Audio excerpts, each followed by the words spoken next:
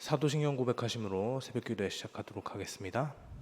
전능하사 천지를 만드신 하나님 아버지를 내가 믿사오며 그 외아들 우리 주 예수 그리스도를 믿사오니 이는 성령으로 잉태하사 동정녀 마리아에게 나시고 본디오 빌라도에게 고난을 받으사 십자가에 못 박혀 죽으시고 장사한 지 사흘 만에 죽은 자 가운데서 다시 살아나시며 하늘에 오르사 전능하신 하나님 우편에 앉아 계시다가 저리로서 산 자와 죽은 자를 심판하러 오시리라.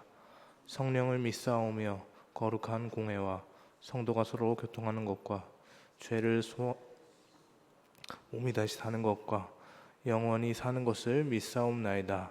아멘. 찬송가 96장 찬양하겠습니다.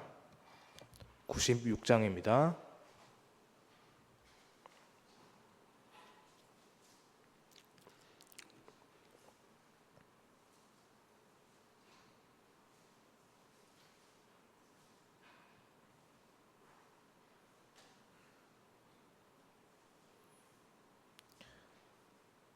예수님은 누구신가? 우는 자의 위로와 없는 자의 풍성이며 천한 자의 높음과 잡힌 자의 노임되고 우리 기쁨 되시네. 예수님은 누구신가?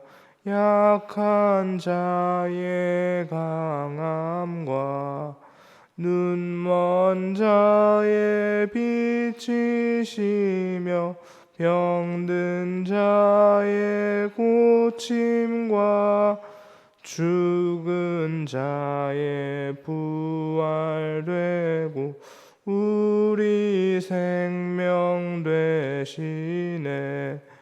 예수님은 누구신가? 추한 자의 정함과 죽을 자의 생명이며 죄인들의 중보와 멸망자의 구원되고 우리 평화 되시네. 예수님은 누구신가? 온 교회의 머리와 온 세상의 구주시며 모든 왕의 왕이요 심판하실 주님 되고 우리 영광 되시네. 아멘. 시간 함께 보실 하나님 말씀은 요한계시록 20장입니다. 요한계시록 20장 1절부터 10절까지 말씀 함께 보겠습니다. 요한계시록 20장 1절에서 10절까지 말씀입니다.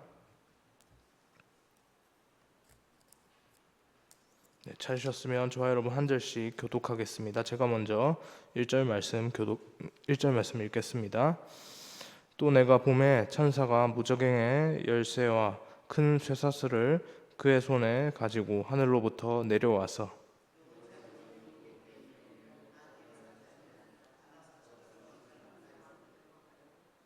무저갱에 던져 넣어 잠그고 그 위에 인봉하여 천년이 차도록 다시는 만국을 미혹하지 못하게 하였는데 그 후에는 반드시 잠깐 노일이라.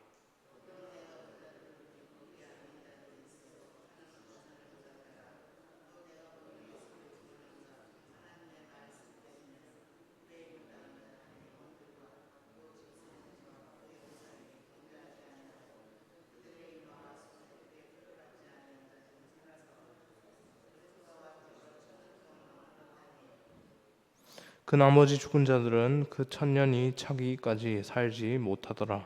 이는 첫째 부활이라.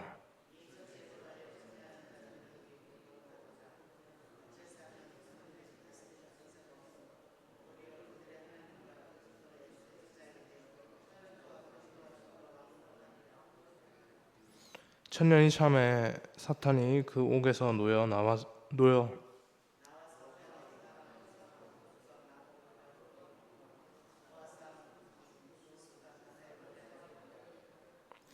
그들이 지면에 널리 퍼져 성도들의 진과 사랑하시는 성을 두름에 하늘에서 불이 내려와 그들을 태워버리고 그들을 미혹하는 마귀가 불과 유황못에 던져지니 거기는 그 짐승과 거짓 선지자도 있어 세세토록 밤낮 괴로움을 받으리라.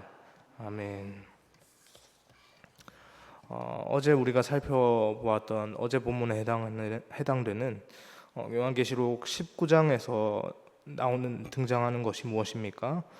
그리스도를 따르는 무리에 대한 것이 나왔습니다.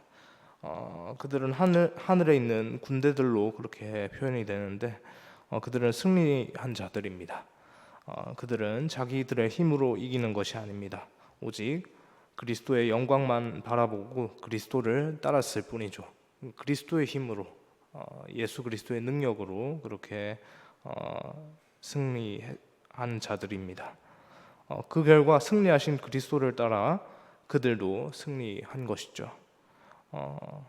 이 사실을 요한은 오늘 본문 20장에 들어와서 교회의 승리에 대해서 다시 한번 말하면서 강조를 하는데요.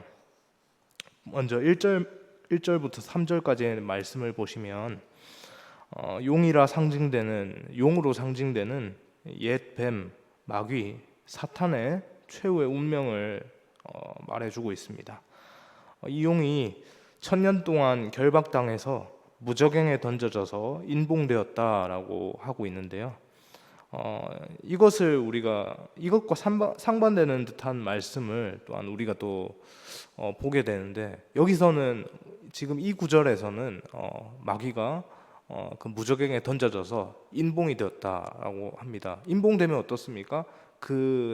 인봉된 그 사탄이 활개를 칠 수 있습니까? 못 칩니까? 못 칩니다.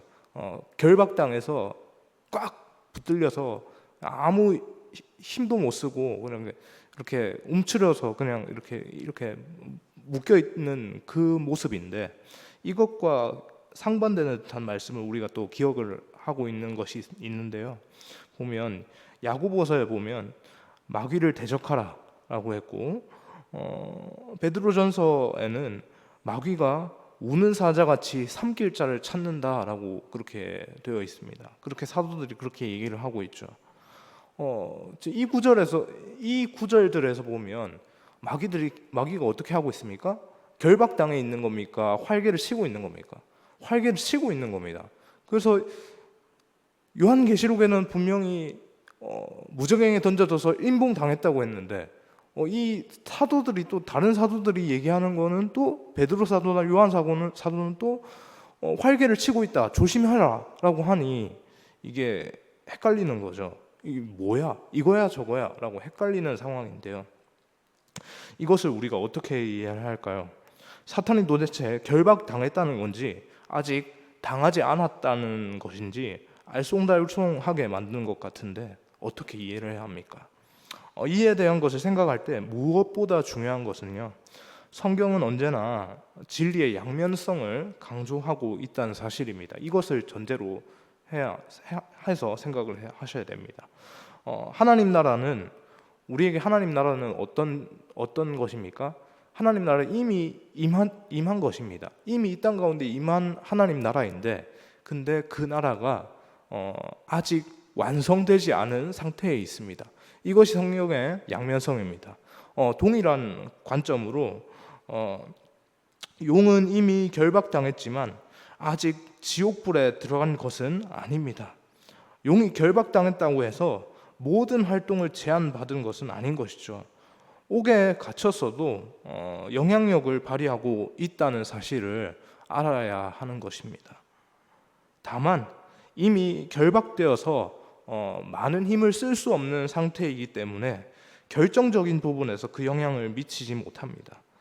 그것은 그리스도께서 주시는 영원한 생명을 절대로 방해하지 못한다는 것이죠.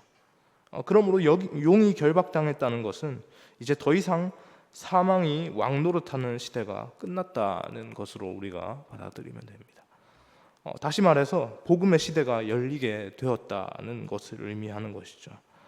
물론 이 복음의 시대 가운데 어떻습니까? 그냥 순탄합니까? 순탄하지 않습니다.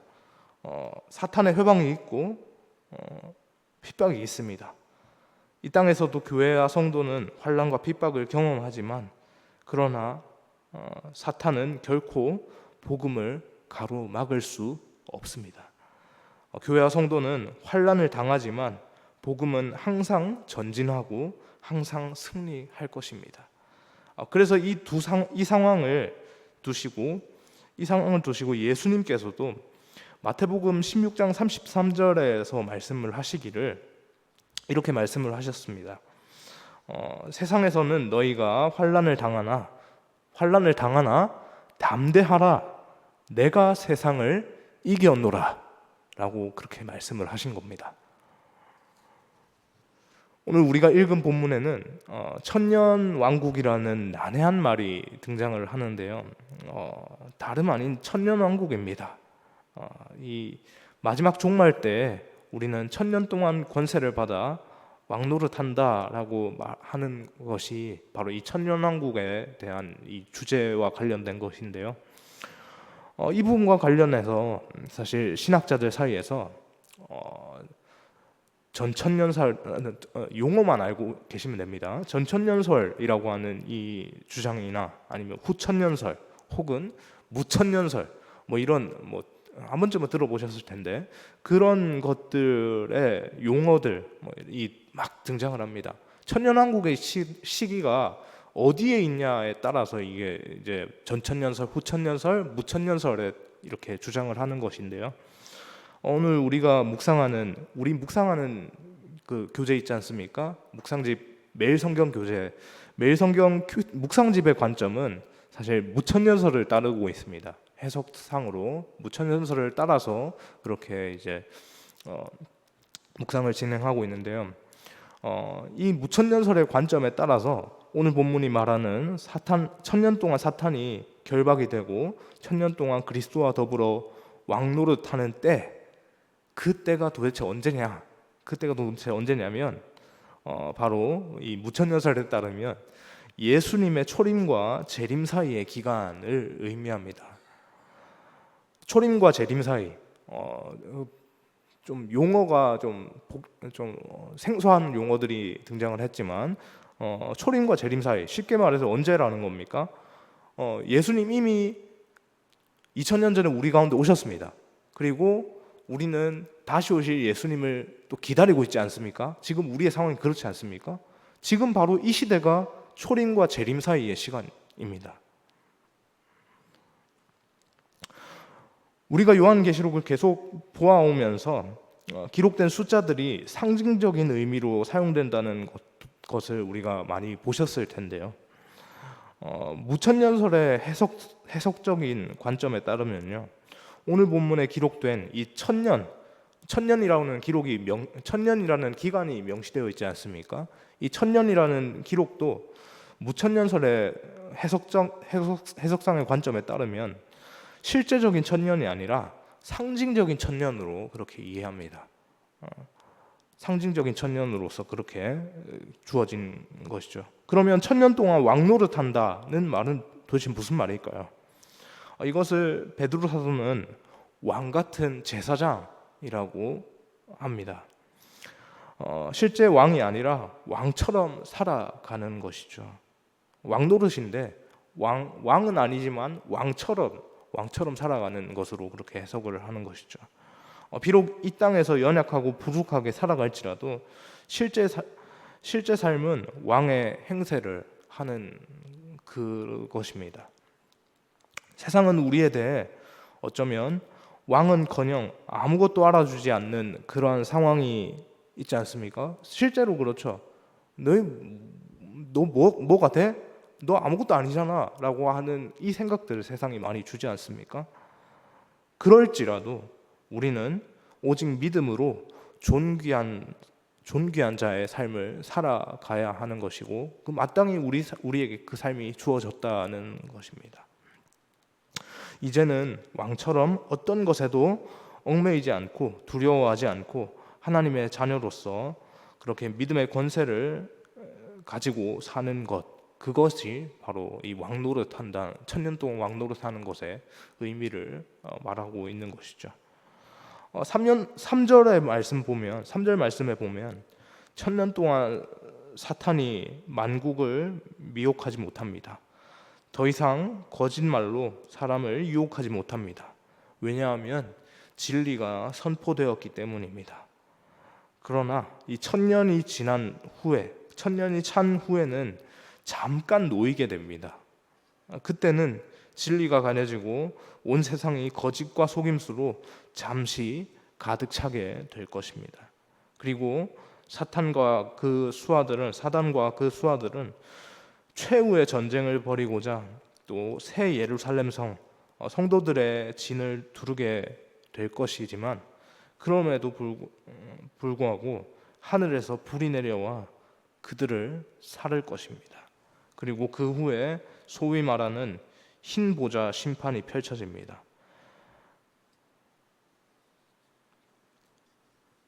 최후의 심판이 행해지는 것이죠. 그리고 영원한 사망에 던져지는데 이것이 바로 둘째 사망이라고 합니다. 이 해석상의 난감한 것들, 이 주제를 담고 있는 이 본문을 살펴보았는데요. 이것을 우리가 살펴보면서 명심할 것은 사탄은 지금 무저갱에 던져진 상태라는 사실입니다.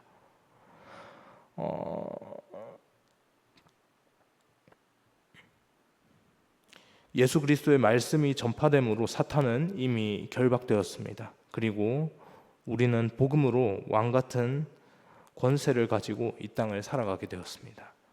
그러므로 우리는 어떠한 고난과 박해와 권세에도 굴복하지 않고 더욱 담대한 믿음으로 살아갈 수 있어야 합니다. 이미 예수님께서 승리하시고 사탄을 결박해서 그렇게 무저갱에 넣으시고 그렇게 묶어 놓으신 상태이니 이미 승리를 얻어 놓으신 상태에서 그렇게 우리에게 얻은 승리를 우리에게 갖고 그 승리를 이루는 삶을 살도록 하셨으니, 지키는 삶을 살도록 하셨으니 우리는 열심을 다해 그 삶을 따라가며 그렇게 승리하는 삶으로 하나님께 영광 돌릴 수 있기를 소망합니다. 그런 삶으로 또한 오늘도 믿음의 발걸음을 힘차게 내딛는 하루가 되기를, 그래서 하나님의 기쁨이 되는 우리 모두가 되기를 주님의 이름으로 소망합니다. 기도하겠습니다. 사랑해 주님, 감사합니다. 하나님, 사탄은 종말의 때 그렇게 무저갱해서 힘을 결박당한 채로 그렇게 우리를 미혹하는 존재로서 그렇게 있겠지만, 하나님, 우리에게는 많은 것이 어쩌면 힘들지도 모르겠지만 그럼에도 불구하고 하나님께서 이 모든 승리들을 다 이루어 놓으셨다는 사실을 우리가 분명하게 기억하고 붙잡음으로 하나님의 이름 붙잡고 예수 그리스도를 향한 그 믿음 붙잡고 이 땅을 승리로 그렇게 살아갈 수 있도록 인도하여 주옵소서. 그렇게 승리함으로 온전히 하나님께서 기뻐하시는 그리스도의 성도된 그 모습을 세상 가운데 드러내며 살아가는 우리 모든 성도들이 될 수 있게 인도하여 주옵소서. 감사합니다. 예수님의 이름으로 기도합니다.